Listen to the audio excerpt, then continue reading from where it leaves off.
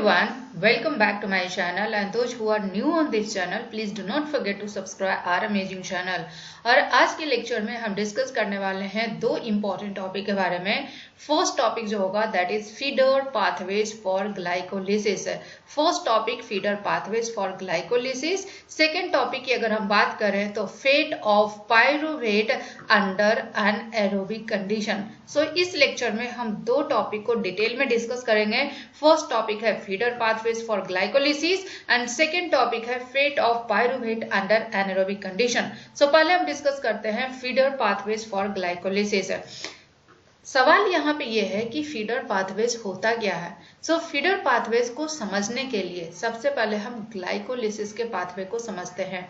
सो glycolysis की अगर हम बात करें तो ग्लाइकोलिसिस में one molecule glucose break down होता है। वन मॉलिक्यूल ग्लूकोज का ब्रेक डाउन होता है और ये क्या बनाता है, ये बनाता है दो molecule pyruvic acid. One molecule glucose break down होता है और ये दो मॉलिक्यूल पायरुविक एसिड बनाता है। ग्लूकोज की अगर हम बात करें तो ये मोनोसैकेराइड है, ये हेक्सोज है और हेक्सोज में भी ये एल्डोज है। मीन्स ये 6 कार्बन का एल्डोहेक्सोज है जो कि मोनोसैकेराइड है। वहीं पे पायरुविक एसिड की अगर हम बात करें तो ये 3 कार्बन कंपाउंड है। पायरुवेट क्या है, 3 कार्बन कंपाउंड है। और ये जो ग्लाइकोलिसिस का पाथवे है ये सिंगल स्टेप पाथवे नहीं है बल्कि ये 10 स्टेप्स में कंप्लीट होते हैं। ये टोटल 10 स्टेप्स में कंप्लीट होते हैं और ये सारे के सारे एंजाइम कैटालाइज्ड रिएक्शंस हैं। मींस ग्लाइकोलिसिस में टोटल 10 एंजाइम्स की रिक्वायरमेंट होती है। सो ग्लाइकोलिसिस में क्या हुआ, ग्लूकोज पायरुविक एसिड में कन्वर्ट होता है।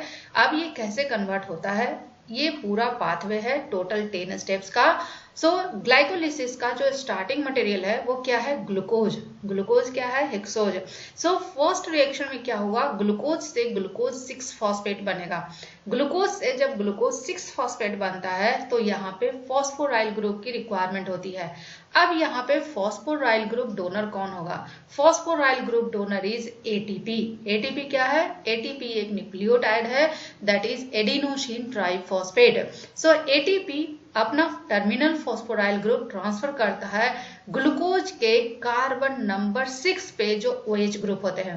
ग्लूकोज का ये कार्बन नंबर 6 है। ग्लूकोज मोनोसैकेराइड जो होते हैं वो लीनियर फॉर्म में भी होते हैं एंड साइक्लिक फॉर्म में भी होते हैं, open chain and close chain. So जो सेलुलर कंडीशन में होता है वो बेसिकली क्लोज चेन में होते हैं। सो ग्लूकोज का जो 6 नंबर पे OH ग्रुप है, इस OH ग्रुप पे क्या होगा, एटीपी का टर्मिनल फॉस्फोराइल ग्रुप ट्रांसफर करेगा तो ये क्या बनाएगा, ग्लूकोज 6 फॉस्फेट। और इस रिएक्शन को जो एंजाइम कैटालाइज करता है उसको बोलते हैं हेक्सोकाइनेज। क्या बोलते हैं, हेक्सोकाइनेज। नाउ यहाँ पे इंपॉर्टेंट पॉइंट ये है कि ये ग्लाइकोलिसिस का फर्स्ट स्टेप है जहाँ पे एटीपी यूज हो रहा है। क्योंकि ये एटीपी यूज हो रहा है इस स्टेप में इसलिए इसको बोलते हैं फर्स्ट प्राइमिंग रिएक्शन। क्योंकि ये फर्स्ट स्टेप है जहाँ पे एटीपी यूज हो रहा है इसीलिए इसको फर्स्ट प्राइमिंग रिएक्शन बोलते हैं। नाउ अब यहाँ पे हमारे पास क्या है, ग्लूकोज 6 फॉस्फेट। अब इस ग्लूकोज 6 फॉस्फेट का क्या होगा, आइसोमेराइजेशन होगा। क्योंकि ग्लूकोज 6 फॉस्फेट क्या है, ग्लूकोज 6 फॉस्फेट एल्डोज है। अब ये आइसोमेराइज होकर क्या बनाएगा, fructose 6 phosphate. So glucose 6 phosphate and fructose 6 phosphate ये दोनों के दोनों आइसोमर्स हैं। आइसोमर्स क्यों हैं, क्योंकि glucose 6 phosphate and fructose 6 phosphate का मॉलिक्यूलर फॉर्मूला सेम होता है लेकिन स्ट्रक्चरल फॉर्मूला डिफरेंट होता है। स्ट्रक्चरल फॉर्मूला डिफरेंट कैसे होता है, ग्लूकोज 6 फॉस्फेट के टर्मिनल कार्बन पे एल्डिहाइड ग्रुप होते हैं लेकिन फ्रुक्टोज 6 फॉस्फेट में कीटोन ग्रुप होते हैं। मींस फ्रुक्टोज 6 फॉस्फेट क्या है, कीटोज है। सो इस रिएक्शन में क्या बना, ग्लूकोज 6 फॉस्फेट से फ्रुक्टोज 6 फॉस्फेट। इस रिएक्शन को जो एंजाइम कैटालाइज करता है उसको बोलते हैं फॉस्फोहेक्सोज आइसोमेरेज। क्योंकि ग्लूकोज 6 फॉस्फेट भी हेक्सोज है, ये भी फॉस्फोहेक्सोज है और ये दोनों का आइसोमर्स है इसीलिए एंजाइम क्या है, फॉस्फोहेक्सोज आइसोमेरेज। नाउ फ्रुक्टोज 6 फॉस्फेट पे this is the structure of fructose 6 phosphate and fructose 6 phosphate के 6 नंबर कार्बन पे ऑलरेडी फॉस्फेट ग्रुप अटैच है, लेकिन 1 नंबर कार्बन पे फॉस्फेट ग्रुप अटैच होगा और वो फॉस्फोराइल ग्रुप कहां से आएगा, एटीपी से आएगा। सो फ्रुक्टोज 6 फॉस्फेट के कार्बन नंबर 1 पे जो OH ग्रुप है यहाँ पे क्या ऐड होगा, यहाँ पे जुड़ेगा फॉस्फोराइल ग्रुप और ये क्या बनाएगा, फ्रुक्टोज 1,6 बिस फॉस्फेट। और इस रिएक्शन को जो एंजाइम कैटालाइज करता है उसको बोलते हैं PFK1, दैट इज फॉस्फोफ्रुक्टोकाइनेज 1। इसको क्या बोलते हैं, PFK1। PFK1 है, PFK2 नहीं है, ये PFK1 है। PFK2 फ्रुक्टोज 2,6 बिस फॉस्फेट बनाता है, जबकि PFK1 फ्रुक्टोज 1,6 बिस फॉस्फेट बनाता है। एंड ये ग्लाइकोलिसिस का सेकेंड स्टेप है जहां पे ATP की रिक्वायरमेंट हो रही है, ATP का यूज हो रहा है, इसलिए इसको सेकेंड प्राइमिंग रिएक्शन बोलते हैं। मींस अभी तक ग्लाइकोलिसिस में 2 प्राइमिंग रिएक्शन हुए हैं, first priming reaction and second priming reaction. Now fructose 1,6 bis phosphate की स्प्लिटिंग होती है और ये बनाता है 2 ट्रायोज फॉस्फेट। एक ट्रायोज फॉस्फेट को बोलते हैं ग्लिसरॉल्डिहाइड 3 फॉस्फेट और दूसरे को बोलते हैं डाइहाइड्रोक्सी एसीटोन फॉस्फेट। और इस रिएक्शन को जो एंजाइम कैटालाइज करता है उसको बोलते हैं एल्डोलेज। क्या बोलते हैं, एल्डोलेज। एल्डोलेज क्या होता है, फ्रुक्टोज 1,6 बिस फॉस्फेट को स्प्लिट करता है और ये बनाता है 2 ट्रायोज फॉस्फेट। एक ट्रायोज फॉस्फेट को बोलते हैं ग्लिसरॉल्डिहाइड 3 फॉस्फेट और दूसरे ट्रायोज फॉस्फेट को बोलते हैं dihydroxy acetone phosphate. Now important point ये है इस रिएक्शन के लिए कि यही वो स्टेप है ग्लाइकोलिसिस का जिसकी वजह से इस पाथवे का नाम पड़ा है ग्लाइकोलिसिस, क्योंकि फ्रुक्टोज 1,6 बिस फॉस्फेट एक शुगर है और इस शुगर की स्प्लिटिंग हो रही है। और ग्लाइकोलिसिस का मतलब क्या होता है, शुगर की स्प्लिटिंग। ग्लाइकोलिसिस 2 ग्रीक वर्ड से बना है, ग्लाइकस एंड लाइसिस। ग्लाइकस का मतलब होता है शुगर, लाइसिस का मतलब होता है splitting. So it is the splitting of sugar molecule. So वो यही स्टेप है जिसकी वजह से ग्लाइकोलिसिस का नाम पड़ा है ग्लाइकोलिसिस। इस पाथवे का नाम है ग्लाइकोलिसिस। नाउ अब सवाल यहाँ पे ये है कि हमारे पास 2 मॉलिक्यूल ट्रायोज फॉस्फेट हैं, एक तो ग्लिसरॉल्डिहाइड 3 फॉस्फेट और दूसरा dihydroxy acetone phosphate. Now important point ये है कि ग्लाइकोलिसिस के फर्दर स्टेप में dihydroxy acetone phosphate directly enter नहीं करेगा, इंटर कौन करेगा, glyceraldehyde 3 phosphate. Now the question is कि इस डाइहाइड्रोक्सी एसीटोन फॉस्फेट का क्या होगा। सो dihydroxy acetone phosphate glyceraldehyde 3 phosphate में आइसोमेराइज हो जाएगा और अब हमारे पास 2 मॉलिक्यूल ग्लिसरॉल्डिहाइड 3 फॉस्फेट हैं। एक तो ग्लिसरॉल्डिहाइड 3 फॉस्फेट पहले से था, दूसरा जो डाइहाइड्रोक्सी एसीटोन फॉस्फेट का आइसोमेराइजेशन से बना है वो ग्लिसरॉल्डिहाइड 3 फॉस्फेट। सो जैसे ही 2 मॉलिक्यूल ग्लिसरॉल्डिहाइड 3 फॉस्फेट बनेगा, ग्लाइकोलिसिस का प्रीपरेटरी फेज ओवर हो जाएगा। मींस ग्लाइकोलिसिस टोटल 10 स्टेप्स में होते हैं, जो फर्स्ट 5 होते हैं वो प्रीपरेटरी फेज कहलाते हैं, जो लास्ट 5 होते हैं वो पे ऑफ फेज कहलाते हैं। सो जैसे ही 2 मॉलिक्यूल ग्लिसरॉल्डिहाइड 3 फॉस्फेट बनेगा, यहाँ पे प्रीपरेटरी फेज ऑफ ग्लाइकोलिसिस ओवर हो जाएगा। नाउ अब रन करेगा पे ऑफ फेज ऑफ ग्लाइकोलिसिस। अब ग्लिसरॉल्डिहाइड 3 फॉस्फेट की अगर हम बात करें तो इसका 2 प्रोसेस होगा। अब यहाँ पे 2 चीजें होंगी, पहला तो ऑक्सीडेशन होगा, पहला क्या होगा, ऑक्सीडेशन होगा, और दूसरा फॉस्फोराइलेशन होगा। क्या होगा, ऑक्सीडेशन होगा और दूसरा फॉस्फोराइलेशन होता है। ग्लिसरॉल्डिहाइड 3 फॉस्फेट का ऑक्सीडेशन होगा एंड फॉस्फोराइलेशन होगा। पहले हम डिस्कस करते हैं ऑक्सीडेशन का। ग्लिसरॉल्डिहाइड 3 फॉस्फेट का जब ऑक्सीडेशन होगा तो ये क्या बनाएगा, ये बनाएगा ग्लिसरिक एसिड। मींस ये एल्डिहाइड ग्रुप है यहाँ पे, और एल्डिहाइड ग्रुप का ऑक्सीडेशन होता है तब क्या बनाता है, कार्बोक्सिलिक ग्रुप। सो जब ग्लिसरॉल्डिहाइड 3 फॉस्फेट का ऑक्सीडेशन होगा तो ये क्या बनाएगा, ग्लिसरिक एसिड बनाएगा। अब किसी का जब ऑक्सीडेशन होता है रिएक्शन में तो उस रिएक्शन में किसी का रिडक्शन भी होता है। तो रिडक्शन किसका होगा, रिडक्शन होगा NAD+ का, और NAD+ का जब रिडक्शन होगा तो वो ये NADH और H+ बनाएगा। अब यहाँ पे 2 मॉलिक्यूल ग्लिसरॉल्डिहाइड 3 फॉस्फेट हैं, तो यहाँ पे 2 मॉलिक्यूल NAD+ का रिडक्शन होगा और ये 2 मॉलिक्यूल NADH एंड H+ बनाएंगे। नाउ फॉस्फोराइलेशन की अगर हम बात करें तो ग्लिसरॉल्डिहाइड 3 फॉस्फेट के कार्बन नंबर 1 पे फॉस्फोराइल ग्रुप ऐड होगा और ये 1,3 बिस फॉस्फोग्लिसरेट बनेंगे after oxidation and phosphorylation. Now the important point here is, इस रिएक्शन में इम्पोर्टेंट पॉइंट ये है कि अभी तक जो प्रिपरेटरी फेज में फॉस्फोराइल ग्रुप का ट्रांसफर हो रहा था उसमें फॉस्फोराइल ग्रुप डोनर क्या था? एटीपी था। क्या यहाँ पे फॉस्फोराइल ग्रुप डोनर एटीपी होगा? And the answer is no. यहाँ पे फॉस्फोराइल ग्रुप डोनर एटीपी नहीं होगा। यहाँ पे जो फॉस्फोराइल ग्रुप डोनर होगा वो इनऑर्गेनिक फॉस्फेट होगा। क्या होगा? इनऑर्गेनिक फॉस्फेट होगा, जो कि H3PO4 होता है। सो ग्लिसरॉल्डिहाइड 3 फॉस्फेट का ऑक्सीडेशन एंड फॉस्फोराइलेशन होगा तो वो क्या बनाएगा? 1,3-bis phosphoglycerate. और इस रिएक्शन को जो एंजाइम कैटालाइज करेगा उसको बोलते हैं ग्लिसरॉल्डिहाइड 3 फॉस्फेट डिहाइड्रोजिनेज। क्या बोलते हैं? Glyceraldehyde 3 phosphate dehydrogenase. नाउ ये 1,3-bis फॉस्फोग्लिसरेट की बात करें तो ये हाई एनर्जी कंपाउंड है। क्या है? ये हाई एनर्जी कंपाउंड है। सो यहाँ से जो फॉस्फोराइल ग्रुप है वो एडीपी को ट्रांसफर होगा। ये 1,3-bis फॉस्फोग्लिसरेट 2 मॉलिक्यूल है। अब यहाँ पे 2 मॉलिक्यूल एडीपी पे फॉस्फोराइल ग्रुप ट्रांसफर होगा और ये 2 मॉलिक्यूल एटीपी बनाएगा। एंड 1,3-bis फॉस्फोग्लिसरेट से जब एक फॉस्फोराइल ग्रुप ट्रांसफर हो जाएगा एडीपी को तो ये 3 फॉस्फोग्लिसरेट बनेगा। मीन्स 1,3-bis फॉस्फोग्लिसरेट से क्या बनेगा? 3 फॉस्फोग्लिसरेट। और इस रिएक्शन को जो एंजाइम कैटालाइज करेगा उसको बोलते हैं फॉस्फोग्लिसरेट काइनेज। और यहाँ पे एक एटीपी की सिंथेसिस होती है। और ग्लाइकोलिसिस का ये फर्स्ट स्टेप है जहाँ पे एटीपी की सिंथेसिस हो रही है। Means it is the first substrate level phosphorylation. यहाँ पे एटीपी डायरेक्ट सबस्ट्रेट से बन रहा है। यहाँ पे प्रोटॉन ग्रेडियंट की रिक्वायरमेंट नहीं है, यहाँ पे मेम्ब्रेन एंजाइम की रिक्वायरमेंट नहीं है, मेम्ब्रेन बॉन्ड एंजाइम की रिक्वायरमेंट नहीं है। सो यहाँ पे जो रिक्वायरमेंट है वो 2 चीजों की है, एक तो सॉल्युबल एंजाइम और दूसरा डायरेक्ट केमिकल इंटरमीडिएट्स है। सो वैसे स्टेप जहाँ पे एटीपी की सिंथेसिस होती है और वहाँ पे soluble enzyme and chemical intermediates की रिक्वायरमेंट होती है उसको बोलते हैं सबस्ट्रेट लेवल फॉस्फोराइलेशन।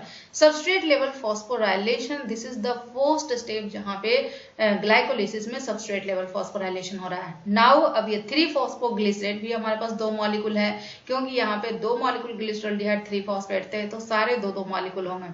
सो 3 फॉस्फोग्लिसरेट से 2 फॉस्फोग्लिसरेट बनता है। यहाँ पे फॉस्फोग्लिसरेट ही है, लेकिन फॉस्फोराइल ग्रुप का पोजीशन चेंज हो गया। सो वैसा एंजाइम जो एक ही मॉलिक्यूल में फंक्शनल ग्रुप का पोजीशन चेंज करता है उसको बोलते हैं म्यूटेज। सो इस रिएक्शन को जो एंजाइम कैटालाइज करेगा वो क्या होगा? फॉस्फोग्लिसरेट म्यूटेज।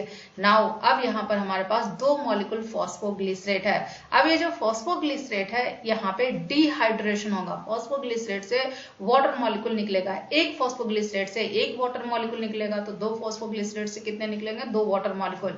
और ये 2 फॉस्फोग्लिसरेट से क्या बनेगा? जब इसका डिहाइड्रेशन होगा तो ये फॉस्फोइनॉल पायरुवेट बनेगा। एंड फॉस्फोइनॉल पायरुवेट हमारे पास 2 मॉलिक्यूल है और इस रिएक्शन को जो एंजाइम कैटालाइज करेगा उसको बोलते हैं enolase. And then phosphoenolpyruvate एक हाई एनर्जी कंपाउंड है और इससे फॉस्फोराइल ग्रुप ट्रांसफर होता है किसको? एडीपी पे, और ये एटीपी बनाता है। नाउ ये फॉस्फोइनॉल पायरुवेट से जब फॉस्फोराइल ग्रुप एडीपी को ट्रांसफर हो जाएगा तो ये बना देगा पायरुवेट और यहाँ पे एटीपी का फॉर्मेशन होगा। सो यहाँ पे 2 मॉलिक्यूल फॉस्फोइनॉल पायरुवेट है तो 2 मॉलिक्यूल एटीपी का फॉर्मेशन होगा एंड 2 मॉलिक्यूल पायरुवेट बनेंगे। और इस रिएक्शन को जो एंजाइम कैटालाइज करेगा वहां पे उसको बोलेंगे पायरुवेट काइनेज। सो वैसा रिएक्शन जिसमें एटीपी का इन्वॉल्वमेंट है उस रिएक्शन के जो एंजाइम होते हैं उसको काइनेज बोलते हैं। काइनेज वैसा एंजाइम होता है जो एटीपी से टर्मिनल फॉस्फोराइल ग्रुप को ट्रांसफर करता है या एटीपी पे टर्मिनल फॉस्फोराइल ग्रुप को ट्रांसफर करता है। So this is the second step जहां पे एटीपी की सिंथेसिस हो रही है in glycolysis. So this is the second substrate level phosphorylation. So this is all about glycolysis. So glycolysis की पाथवे को अगर हम देखें तो ग्लाइकोलिसिस का जो सबस्ट्रेट है, इनिशियल सबस्ट्रेट है वो ग्लूकोज है, लेकिन हमारे बॉडी में, लिविंग बॉडी में सिर्फ ग्लूकोज ही नहीं होता है, कार्बोहाइड्रेट जो कि ग्लाइकोलिसिस में इंटर करता है। ग्लूकोज के अलावा अदर कार्बोहाइड्रेट, चाहे वो पॉलीसैकेराइड्स हो, चाहे वो स्टार्च हो, चाहे वो ग्लाइकोजेन हो, चाहे फ्रुक्टोज हो, वो अगर इंटर करता है ग्लाइकोलिसिस में, लेकिन कंडीशन ये है कि इस ग्लाइकोलिटिक इंटरमीडिएट्स में किसी एक ग्लाइकोलिटिक इंटरमीडिएट्स में उन्हें कन्वर्ट करना पड़ेगा। मीन्स चाहे वो ग्लाइकोजेन हो, चाहे वो स्टार्च हो, चाहे वो फ्रुक्टोज हो, चाहे वो मैनोज हो, चाहे वो ग्लैक्टोज हो, तो वो डायरेक्टली इंटर नहीं करेंगे ग्लाइकोलिसिस में, वो इंटर करते हैं ग्लाइकोलिसिस में bye transforming in one of the intermediates of glycolysis. जैसे फ्रुक्टोज है, फ्रुक्टोज 6 फॉस्फेट में कन्वर्ट होगा, तब जाके इंटर करेगा किस चीज में, ग्लाइकोलिसिस में। ग्लाइकोजेन की अगर हम बात करें या स्टार्च की बात करें तो glycogen and starch it is homopolysaccharide of glucose. जब ग्लाइकोजेन से ग्लूकोज रिलीज होता है तो वो ग्लूकोज 1 फॉस्फेट के फॉर्म में रिलीज होता है, और ग्लूकोज 1 फॉस्फेट डायरेक्टली इंटर नहीं करेगा ग्लाइकोलिसिस में। ये ग्लूकोज 1 फॉस्फेट ग्लूकोज 6 फॉस्फेट के फॉर्म में कन्वर्ट होंगे, और ये ग्लूकोज 6 फॉस्फेट इंटर करेगा ग्लाइकोलिसिस में। ग्लाइकोजेन एंड स्टार्च से डायरेक्टली ग्लूकोज रिलीज नहीं होता है, ग्लाइकोजेन एंड स्टार्च से ग्लूकोज 1 फॉस्फेट रिलीज होता है, और ग्लूकोज 1 फॉस्फेट डायरेक्टली इंटर नहीं करता है ग्लाइकोलिसिस में। ग्लाइकोलिसिस में इंटर क्या करेगा, ग्लूकोज 6 फॉस्फेट। अब तो ग्लूकोज 1 फॉस्फेट को ग्लूकोज 6 फॉस्फेट में कन्वर्ट होना पड़ेगा। फीडर पाथवे ऑफ ग्लाइकोलिसिस क्या हुआ, फीडर पाथवे ऑफ ग्लाइकोलिसिस को हम इस तरह से डिफाइन करेंगे कि ग्लूकोज के अलावा अदर कार्बोहाइड्रेट्स जब ग्लाइकोलिसिस में इंटर करते हैं तो पहले उनको one of the glycolytic intermediates में कन्वर्ट करना पड़ता है, तभी वो इंटर करते हैं ग्लाइकोलिसिस में, और उस पाथवे को बोलते हैं feeder pathways for glycolysis. So many carbohydrates besides glucose meet their catabolic fate in glycolysis after being transformed into one of the glycolytic intermediates. Glucose के अलावा बहुत सारे कार्बोहाइड्रेट्स हैं जो कि ग्लाइकोलिसिस के कैटाबोलिक फेट में इंटर करते हैं, लेकिन कंडीशन क्या है कि उनको ट्रांसफॉर्म होना पड़ता है one of the glycolytic intermediates में। The most significant are storage polysaccharide that is glycogen and starch. जो मोस्ट सिग्निफिकेंट है वो क्या है, glycogen storage polysaccharides, glycogen and starch. Disaccharides की अगर हम बात करें तो maltose, lactose, trehalose and sucrose. वहीं पे मोनोसैकेराइड्स की बात करें तो फ्रुक्टोज, मैनोज एंड गैलेक्टोज है। ये सारे कार्बोहाइड्रेट इंटर करते हैं ग्लाइकोलिसिस में by feeder pathway for glycolysis. Now अब हमारे पास दो तरह के कार्बोहाइड्रेट है, लिविंग बॉडी में दो तरह के कार्बोहाइड्रेट हैं। पहला तो polysaccharide, first one is the polysaccharide, second one is the disaccharide and monosaccharide. Disaccharide and monosaccharide की बात करें तो ये जो होता है ये डाइटरी ही होता है, ये डाइट के थ्रू ही लिया जाता है। लेकिन पॉलीसैकेराइड की अगर हम बात करें तो पॉलीसैकेराइड दो तरह के होते हैं। एक तो होता है स्टोरेज पॉलीसैकेराइड जो कि ग्लाइकोजेन एंड स्टार्च होते हैं, जो कि बॉडी प्लांट अगर है तो उसमें स्टार्च स्टोरेज होता है, और एनिमल है तो ग्लाइकोजेन स्टोरेज होता है। दूसरा जो पॉलीसैकेराइड होता है ग्लाइकोजेन एंड स्टार्च हम डाइट के थ्रू भी लेते हैं।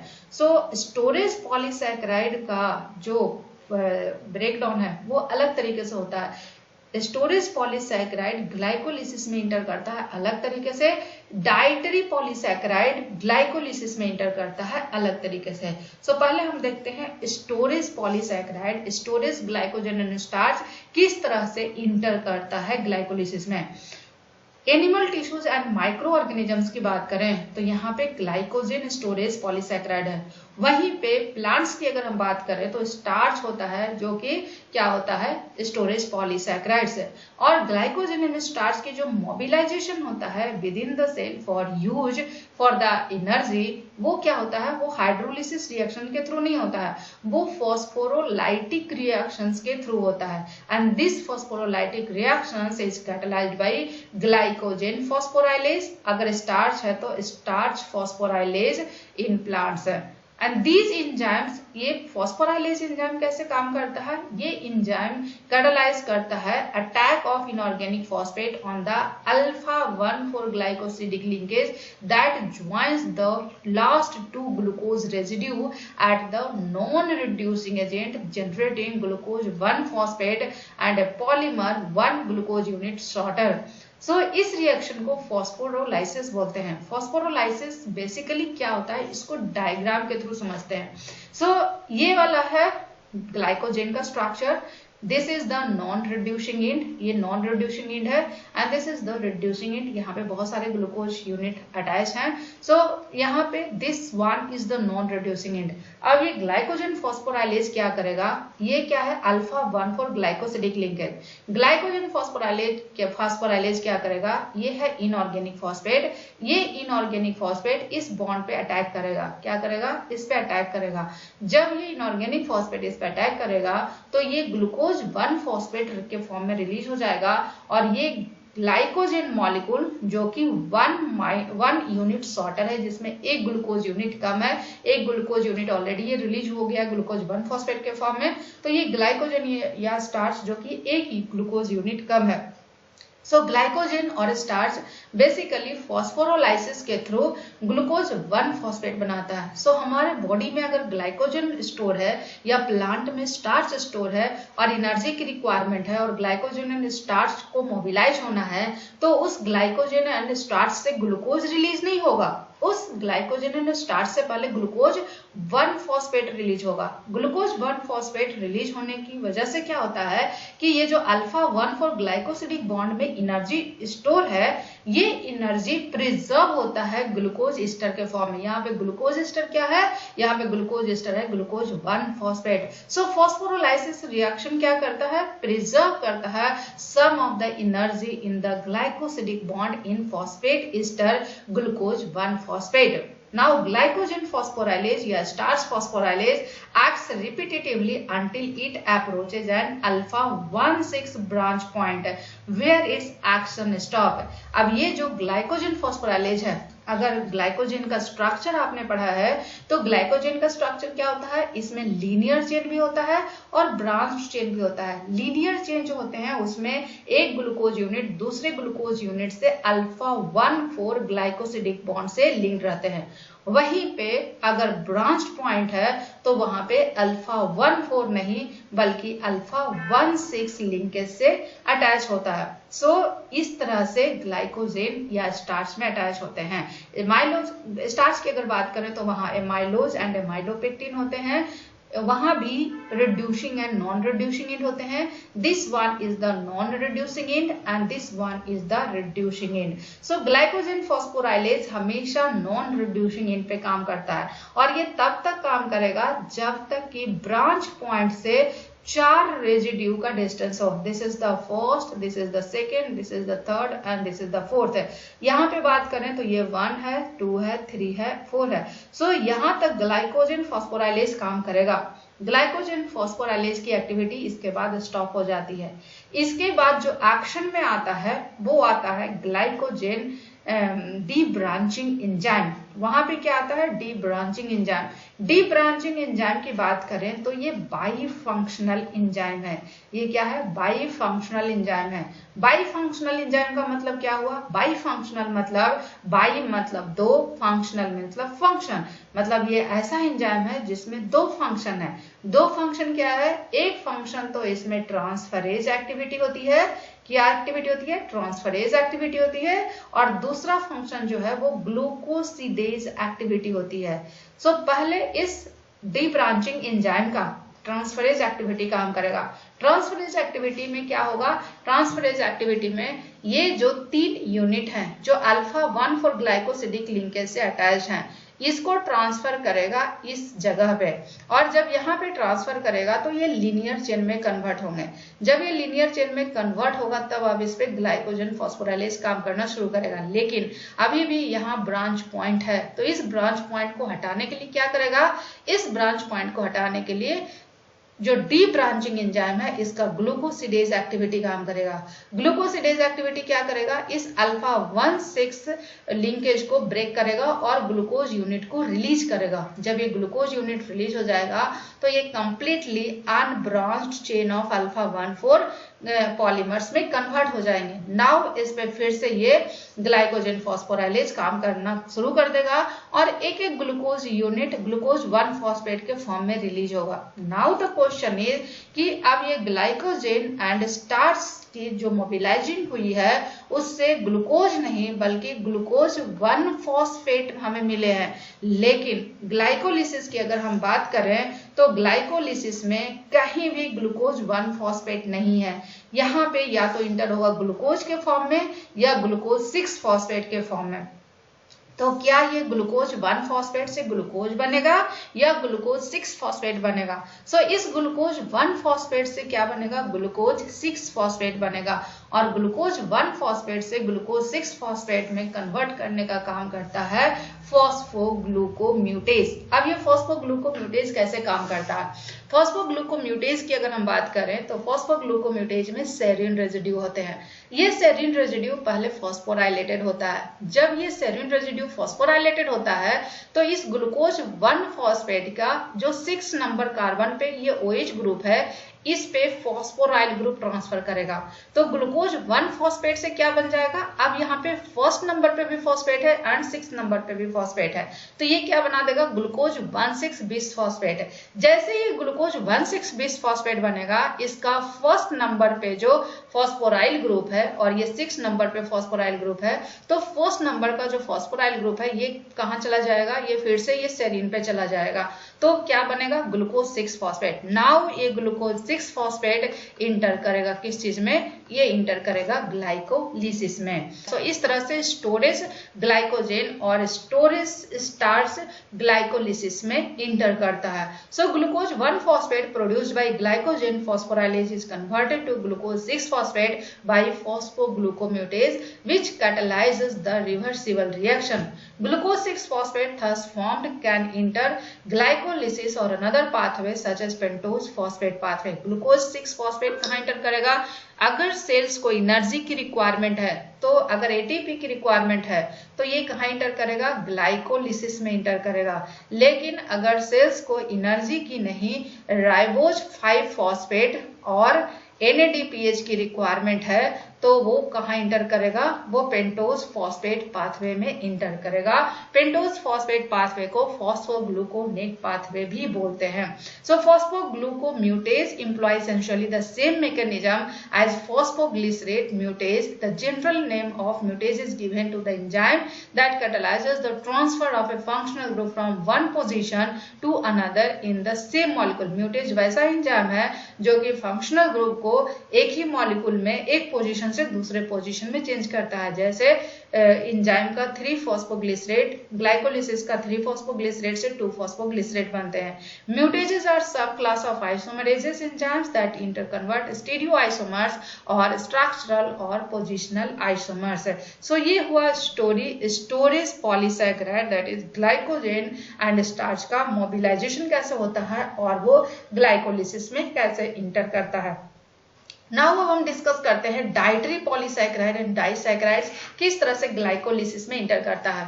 डाइटरी पॉलीसैकेराइड एंड डाइसैकेराइड की बात करें तो ये हाइड्रोलिसिस का होता है और ये मोनोसैकेराइड्स बनाते हैं और ये मोनोसैकेराइड्स ग्लाइकोलिसिस के वन ऑफ द इंटरमीडिएट में कन्वर्ट होते हैं और वो ग्लाइकोलिसिस में इंटर करते हैं। अब वो कैसे करते हैं, for most humans starch is the major source of carbohydrates in the diet. Most of the humans की अगर हम बात करें तो डाइट में, ह्यूमन की डाइट में स्टार्च मेजर सोर्स है। जैसे हम रोटी खाते हैं, चावल खाते हैं, वो सब में स्टार्च ही है। Digestion begins in the mouth, जैसे ही हम फूड लेते हैं माउथ में डाइजेशन शुरू हो जाता है कार्बोहाइड्रेट का। और माउथ में कैसे डाइजेशन शुरू होता है, क्योंकि सैलिवरी ग्लैंड एंजाइम रिलीज करता है दैट इज अल्फा एमाइलेज। ये अल्फा एमाइलेज क्या करता है, स्टार्च के glycosidic linkage, internal glycosidic linkage को हाइड्रोलाइज करता है। वहां पे वाटर एज अटैकिंग रिएजेंट होता है। लेकिन जब स्टोरेज पॉलीसैकेराइड की बात करें तो वहां पे इनऑर्गेनिक फॉस्फेट अटैकिंग रिएजेंट होता है। ये डिफरेंस है किसमें ये डिफरेंस है स्टोरेज पॉलीसैकेराइड में एंड डाइटरी पॉलीसैकेराइड में। सो जब वो इंटरनल उसको ग्लाइकोसिडिक बॉन्ड पे अटैक करता है, वाटर हाइड्रोलिसिस होता है, तो शॉर्ट पॉलीसैकेराइड फ्रैगमेंट्स और ओलिगोसैकेराइड्स प्रोड्यूस करता है। एंड इन द स्टोमिक जो सैलिवरी अल्फा एमाइलेज है वो इनएक्टिव हो जाता है, क्योंकि स्टोमिक का पीएच लो होता है, इस वजह से सैलिवरी अल्फा एमाइलेज इनएक्टिव होता है। लेकिन वहां पे स्मॉल इंटेस्टाइन में जब जाता है फूड, तो वहां पे एक और एमाइलेज आता है अल्फा एमाइलेज, जो कि पैंक्रियास से सिक्रेट होता है, उसको बोलते हैं pancreatic alpha amylase. Pancreatic alpha amylase क्या करता है, माल्टोज और माल्टोट्रायोज बनाता है, और ओलिगोसैकेराइड्स, वैसे ओलिगोसैकेराइड्स जिसमें ब्रांचिंग पॉइंट होते हैं उसको बोलते हैं लिमिट डेक्स्ट्रिन्स। तो क्या बनाएगा, माल्टोज बनाएगा, माल्टोट्रायोज बनाएगा एंड लिमिट डेक्स्ट्रिन्स बनाएंगे। लिमिट डेक्स्ट्रिन क्या है, fragments of amylopectin containing alpha 16 branch point. Now maltose and dextrins are degraded by enzymes of the intestinal brush border. Brush border क्या होता है, it is finger like projections of the intestinal epithelial cells which greatly increases the surface area of intestinal surface. Now dietary glycogen की बात करें तो specially same structure as starch and its digestion process by the same way. Means चाहे dietary glycogen है या dietary starch है, उनका digestion hydrolysis के थ्रू होता है और वो डाइसैकेराइड्स या मोनोसैकेराइड्स में कन्वर्ट होते हैं। नाउ डाइसैकेराइड्स की बात करें तो डाइसैकेराइड्स हाइड्रोलाइज होता है और मोनोसैकेराइड्स बनाता है। जैसे डेक्स्ट्रीन अगर हाइड्रोलाइज होता है तो यहाँ पे डेक्स्ट्रिनेज एंजाइम के प्रेजेंस में ग्लूकोज बनाते हैं, माल्टेज एंजाइम के प्रेजेंस में ग्लूकोज बनाते हैं, लैक्टेज एंजाइम के प्रेजेंस में गैलेक्टोज एंड ग्लूकोज बनाते हैं। सुक्रोज की बात करें तो सुक्रेज के प्रेजेंस में फ्रुक्टोज एंड ग्लूकोज बनाते हैं। ट्रीहैलोज की बात करें तो ट्रीहैलेज के प्रेजेंस में ग्लूकोज बनाते हैं। मींस ग्लूकोज हो चाहे गैलेक्टोज हो चाहे फ्रुक्टोज हो, ये सारे अब कहाँ इंटर करेगा, अब इंटर करेगा इंटेस्टाइनल एपिथेलियल सेल्स में, और अगर एनर्जी की रिक्वायरमेंट होगी तो वो ग्लाइकोलिसिस में इंटर करेगा by the conversion of the one of the glycolytic intermediates. Now monosaccharides so formed are actively transported into epithelial cells, then passed into the blood to be carried to various tissue whether they are phosphorylated and funneled into the glycolytic sequence. अब हम ये देखते हैं कि fructose कैसे inter करता है। Fructose की अगर हम बात करें तो अगर मसल और किडनी है तो उसमें अलग तरीका होता है, लीवर है तो अलग तरीका होता है। Other monosaccharides enter the glycolytic pathway at several points. In most organisms, hexoses other than glucose can undergo hydrolysis after conversion to phosphorylated derivative. D fructose की अगर हम बात करें तो डी फ्रुक्टोज फ्री फॉर्म में प्रेजेंट होता है बहुत सारे फ्रूट्स में and formed by hydrolysis of sucrose in small intestine of vertebrates. तो अगर ये फॉस्फोराइलेटेड होता है हेक्सोकाइनेज के थ्रू तो ये क्या बनाता है, फ्रुक्टोज 6 फॉस्फेट। फ्रुक्टोज से फ्रुक्टोज 6 फॉस्फेट बनाएगा और ये इंटर करेगा कहाँ पे, ये इंटर करेगा ग्लाइकोलिसिस में। Fructose 6 phosphate is one of the glycolytic intermediates है और ये पाथवे किस में है, ये पाथवे होता है मसल्स एंड किडनी में। सो अगर मसल्स एंड किडनी में फ्रुक्टोज है तो फ्रुक्टोज से फ्रुक्टोज 6 फॉस्फेट बनता है, क्योंकि इस रिएक्शन को जो एंजाइम कैटालाइज करता है उसको बोलते हैं हेक्सोकाइनेज। लेकिन अगर लीवर की बात करें तो लीवर में हेक्सोकाइनेज नहीं होता है बल्कि वहां पे फ्रुक्टोकाइनेज होते हैं। सो फ्रुक्टोकाइनेज की अगर हम बात करें तो फ्रुक्टोज से फ्रुक्टोज 1 फॉस्फेट बनेगा एंड फ्रुक्टोज 1 फॉस्फेट की बात करें तो ये ग्लाइकोलिसिस में इंटर नहीं कर सकता है, क्योंकि फ्रुक्टोज 1 फॉस्फेट ग्लाइकोलिटिक इंटरमीडिएट्स नहीं है। अब ये फ्रुक्टोज 1 फॉस्फेट क्लीव होता है 2 ट्रायोज फॉस्फेट में, पहला डाइहाइड्रोक्सीएसीटोन फॉस्फेट और दूसरा ग्लिसरल्डिहाइड में। सो इस रिएक्शन को जो एंजाइम कैटालाइज करता है उसको बोलते हैं fructose 1 phosphate aldolase. Fructose 1 phosphate aldolase के प्रेजेंस में फ्रुक्टोज 1 फॉस्फेट डाइहाइड्रोक्सीएसीटोन फॉस्फेट में एंड ग्लिसरल्डिहाइड में कन्वर्ट होता है। डाइहाइड्रोक्सीएसीटोन फॉस्फेट ग्लिसरल्डिहाइड 3 फॉस्फेट में कन्वर्ट होगा और ये ग्लिसरल्डिहाइड 3 फॉस्फेट इंटर करता है ग्लाइकोलिसिस में। वहीं पे ग्लिसरल्डिहाइड की अगर हम बात करें तो ग्लिसरल्डिहाइड ट्रायोज काइनेज के प्रेजेंस में एटीपी से फॉस्फोराइल ग्रुप ट्रांसफर होगा और ग्लिसरल्डिहाइड 3 फॉस्फेट बनाएगा और ये इंटर करेगा ग्लाइकोलिसिस में। Thus both products of fructose 1 phosphate hydrolysis enters glycolytic pathway as glyceraldehyde 3 phosphate. And this is the overview of different polysaccharides as well as disaccharides and monosaccharides किस तरह से glycolysis में inter करते हैं। इस diagram को समझते हैं। ये जो ग्लाइकोजेन एंड स्टार्च है, ये क्या है? होमोपॉलीसैकेराइड। ये स्टोरेज फॉर्म में भी हो सकता है एंड डाइटरी फॉर्म में भी होता है। अगर स्टोरेज फॉर्म में है तो वो किस तरह से ग्लाइकोलिसिस में इंटर करेगा? अगर ये स्टोरेज फॉर्म है तो फॉस्फोराइलेज एंजाइम के प्रेजेंस में जहां पे अटैकिंग स्पेसिस क्या होगा? Inorganic phosphate. ये क्या बनाएगा? Glucose 1 phosphate. ग्लूकोज 1 फॉस्फेट से ग्लूकोज 6 फॉस्फेट बनेगा। The enzyme is phosphoglucomutase. Now glucose 6 phosphate fructose 6 phosphate बनेगा। फ्रुक्टोज 6 फॉस्फेट फ्रुक्टोज 1 6 फॉस्फेट बनेगा एंड देन ग्लिसरॉल्डिहाइड 3 फॉस्फेट बनेगा और वो ग्लाइकोलिसिस में इंटर करेगा। नाउ अब अगर डाइटरी ग्लाइकोजन एंड स्टार्च है तो उसका क्या होगा? उसका तो फॉस्फोरोलाइसिस नहीं होगा, उसका क्या होगा? उसका हाइड्रोलिसिस होगा, क्योंकि वहां पे एमाइलेज प्रेजेंट होते हैं और जब एमाइलेज प्रेजेंट होंगे तो वो क्या बनाएगा? वो बनाएगा ग्लूकोज और ये ग्लूकोज से ग्लूकोज 6 फॉस्फेट बनेगा in presence of hexokinase enzyme. Now अगर लैक्टोज है तो लैक्टोज से क्या बनेगा? Glucose and galactose. ग्लूकोज से ग्लूकोज 6 फॉस्फेट और ग्लाइकोलिसिस में इंटर करेगा। लेकिन ग्लैक्टोज की बात करें तो ग्लैक्टोज डायरेक्टली इंटर नहीं करता है ग्लाइकोलिसिस में। ग्लैक्टोज से पहले यूडीपी ग्लैक्टोज बनते हैं, देन यूडीपी ग्लूकोज बनते हैं, देन ग्लूकोज 1 फॉस्फेट बनते हैं, तब इंटर करता है ग्लाइकोलिसिस में। नाउ अगर ट्रीहैलोज की बात करें तो trehalose is a disaccharide of glucose. तो इससे ग्लूकोज बनता है और ग्लूकोज से ग्लूकोज 6 फॉस्फेट बनते हैं और वो इंटर करता है ग्लाइकोलिसिस में। Now the important is sucrose disaccharide. Sucrose की अगर बात करें तो ये ग्लूकोज एंड फ्रुक्टोज दोनों देता है। ग्लूकोज की बात करें तो ग्लूकोज से ग्लूकोज 6 फॉस्फेट बनता है और ये ग्लाइकोलिसिस में इंटर करता है। बट फ्रुक्टोज की अगर हम बात करें तो फ्रुक्टोज अगर मसल्स एंड किडनी है तो वहां पे हेक्सोकाइनेज के प्रेजेंस में फ्रुक्टोज 6 फॉस्फेट बनाएगा और वो ग्लाइकोलिसिस में इंटर करेगा। लेकिन अगर लिवर है तो वहां पे फ्रुक्टोकाइनेज होते हैं और फ्रुक्टोज से फ्रुक्टोज 1 फॉस्फेट बन देगा। फ्रुक्टोज 1 फॉस्फेट एल्डोलेज के प्रेजेंस में ग्लिसरॉल्डिहाइड एंड डाइहाइड्रोक्सीएसीटोन फॉस्फेट बनाएगा।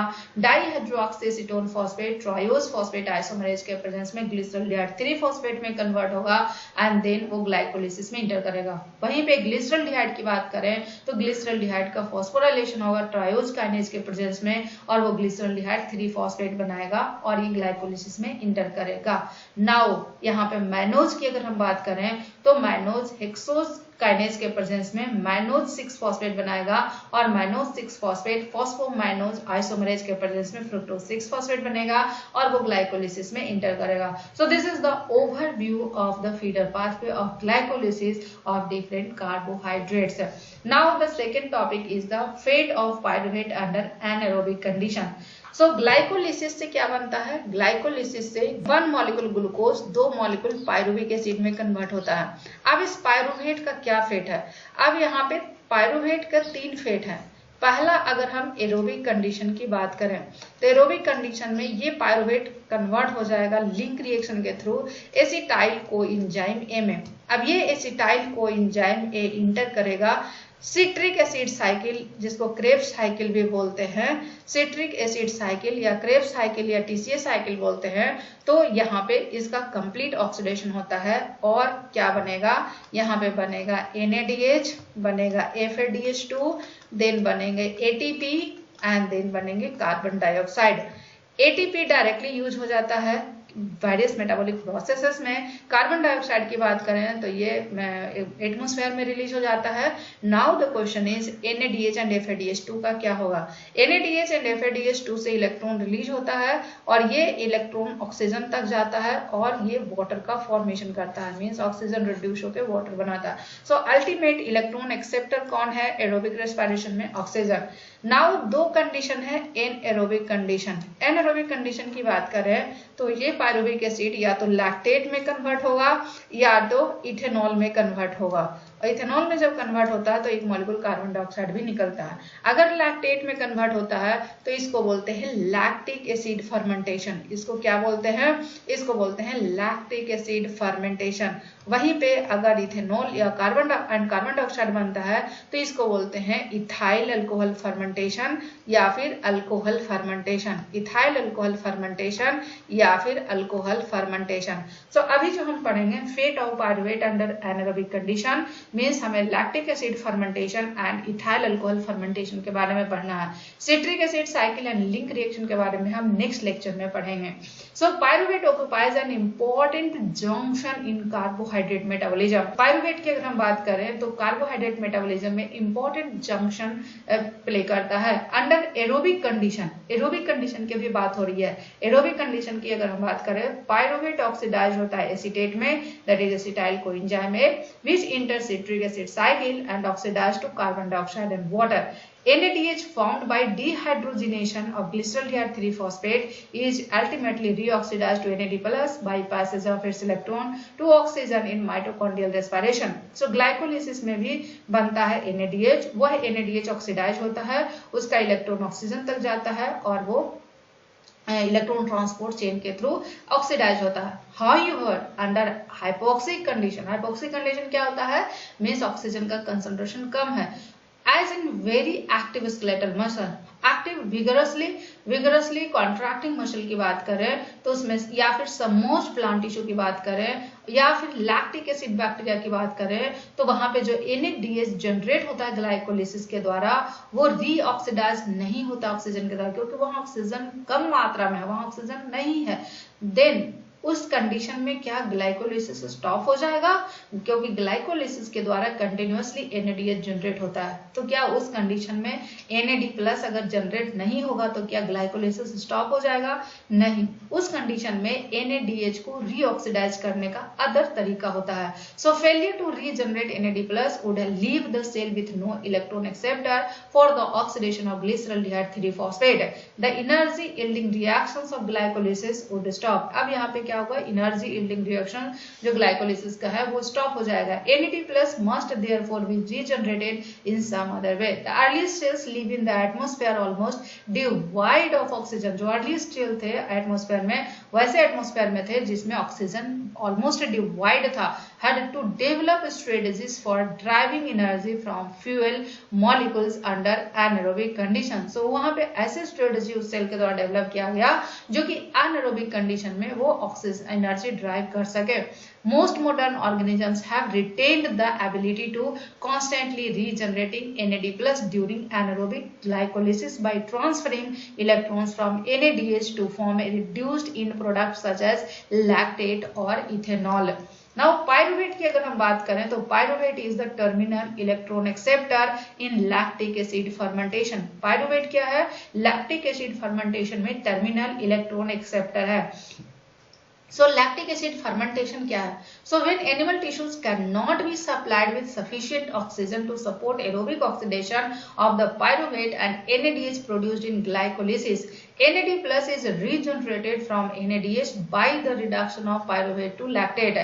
जब एनिमल टिश्यू बहुत सफिशिएंट ऑक्सीजन नहीं होता है एरोबिक ऑक्सीडेशन को सपोर्ट करने के लिए, तो वहां पे पायरुवेट और NADH जो प्रोड्यूस होता है ग्लाइकोलिसिस के द्वारा, उसमें NADH रीजनरेट होता है, NAD प्लस रीजनरेट होता है NADH से। और वो कैसे रीजनरेट होता है, जब पायरुवेट का रिडक्शन होता है लैक्टेट में, पायरुवेट रिड्यूस होता है लैक्टेट में, तो NAD प्लस NADH से रीजनरेट होता है। As mentioned earlier, some tissues and cell types such as erythrocytes which have no mitochondria and thus cannot oxidize pyruvate to carbon dioxide and produce lactate from glucose even under aerobic condition। erythrocytes की अगर हम बात करें, that is mature erythrocytes की अगर हम बात करें तो उसमें माइटोकॉन्ड्रिया नहीं होता है, और माइटोकॉन्ड्रिया नहीं होगा तो वहां पे क्या होगा, लैक्टिक एसिड फर्मेंटेशन होता है। सो लैक्टिक एसिड फर्मेंटेशन में बेसिकली क्या होता है, पायरुवेट से लैक्टेट में कन्वर्सन होता है, और इस रिएक्शन को जो एंजाइम कैटालाइज करता है उसको बोलते हैं लैक्टेट डिहाइड्रोजिनेज। और जो NADH होते हैं वो NADH NAD प्लस में कन्वर्ट होते हैं, क्योंकि पायरुवेट का रिडक्शन होता है। लेकिन रिडक्शन कैसे हुआ, यहाँ पे कीटोन ग्रुप है, कीटोन ग्रुप अल्कोहल ग्रुप में कन्वर्ट हो गया। सो कीटोन का जब अल्कोहल में कन्वर्सन होता है, कीटोन ग्रुप जब रिड्यूस करता है तो अल्कोहल बनता है। So overall equilibrium of this reaction strongly favours lactate formation as shown by large negative standard free energy change. इस रिएक्शन का जो स्टैंडर्ड फ्री एनर्जी चेन क्या है, large negative standard free energy change which is equal to -25.1 kilo joule per mole. In glycolysis, dehydrogenation of the two molecules of glyceraldehyde 3-phosphate derived from each molecule of glucose converts 2 molecule of NAD plus to 2 of NADH. Because the reduction of 2 molecules of pyruvate to 2 of lactate regenerates 2 molecule of NAD plus, there is no net change in NAD plus or NADH. So total glycolysis में कितना NADH generate हुआ था? 2 NADH generate हुआ था. और एक pyruvate molecule का जब रिडक्शन होता है लैक्टेट में तो एक NAD प्लस से एक NAD प्लस बनता है, एक NADH से एक NAD प्लस बनता है. तो 2 पायरुवेट से 2 NAD प्लस बनेंगे. मीन्स जितना NADH बना था उतना ही NAD प्लस अब बन गया है. किस चीज से? लैक्टिक एसिड फर्मेंटेशन से. So there is no change in NAD plus और NADH.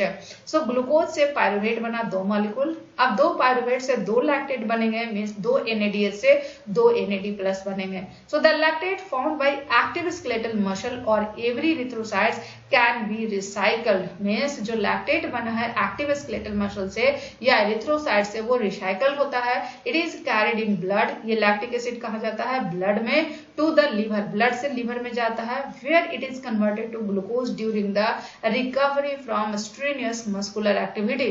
जब ये लैक्टिक एसिड लिवर में जाता है तो वहां पे लैक्टिक एसिड ग्लूकोज में कन्वर्ट होता है. So when lactate is produced in large quantities during vigorous muscle contraction during sprint, the acidification that results from ionization of lactic acid in muscle and blood limits the period of vigorous activity. So जब वो lactate produce होता है large quantity में, कब? जब vigorous muscle contraction होता है तो वहां पे लैक्टिक एसिड का क्या होता है? आयनाइजेशन होता है और लैक्टेट आयंस रिलीज होते हैं और उसकी वजह से एसिडिफिकेशन होता है. So the best condition athletes can sprint at top speed for no more than a minutes. 1 minute से ज्यादा वो ज्यादा नहीं कर सकते हैं. Although conversion of glucose to lactate includes 2 oxidation reduction step. Glucose से जो लैक्टेट बनता है it is 2 oxidation reduction step but there is no net change in oxidation state of carbon. वहां पे कार्बन का ऑक्सीडेशन स्टेट चेंज नहीं होता है.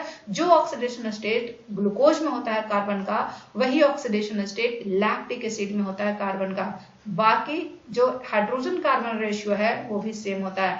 Nevertheless, some of the energy of the glucose molecule has been extracted by its conversion to lactate enough to give a net yield of 2 molecules of ATP for every glucose molecules consumed. So fermentation क्या है? Fermentation is the general term for such process. Means fermentation is anaerobic oxidation of glucose which extract energy as ATP but do not consume oxygen or change in the concentration of NAD plus or NADH. Fermentations are carried out by a wide range of organisms, many of which occupy anaerobic niche. They yield a variety of end products, some of which find commercial usage. So this is all about lactic acid fermentation. Now ethanol fermentation की अगर बात करें तो ethanol is reduced product in ethanol fermentation.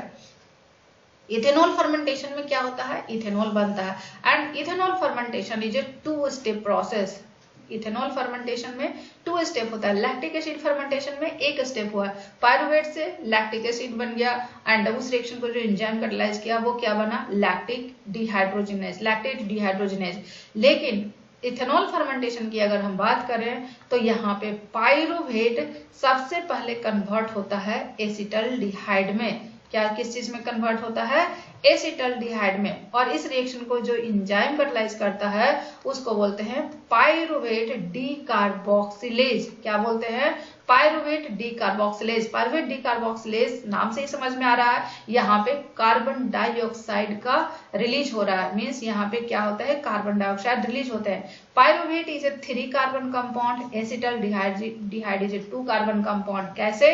Pyruvate का जो carboxylic group है वो release हो गया कार्बन डाइऑक्साइड के फॉर्म में बाकी बचा एसिटल्डिहाइड। एसिटल्डिहाइड से क्या बनेगा, एसिटल्डिहाइड का रिडक्शन होगा तो इथेनॉल बनेगा। और यहाँ पे जो एंजाइम यूज होता है उसको बोलते हैं अल्कोहल डिहाइड्रोजिनेज। इसको क्या बोलते हैं, alcohol dehydrogenase.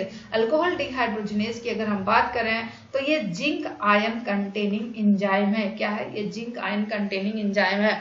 Means dehydrogenase means hydrogen को रिमूव करना। सो एसिटल्डिहाइड से जब रिडक्शन होगा तो क्या बनाएगा, इथेनॉल अल्कोहल बनाएगा।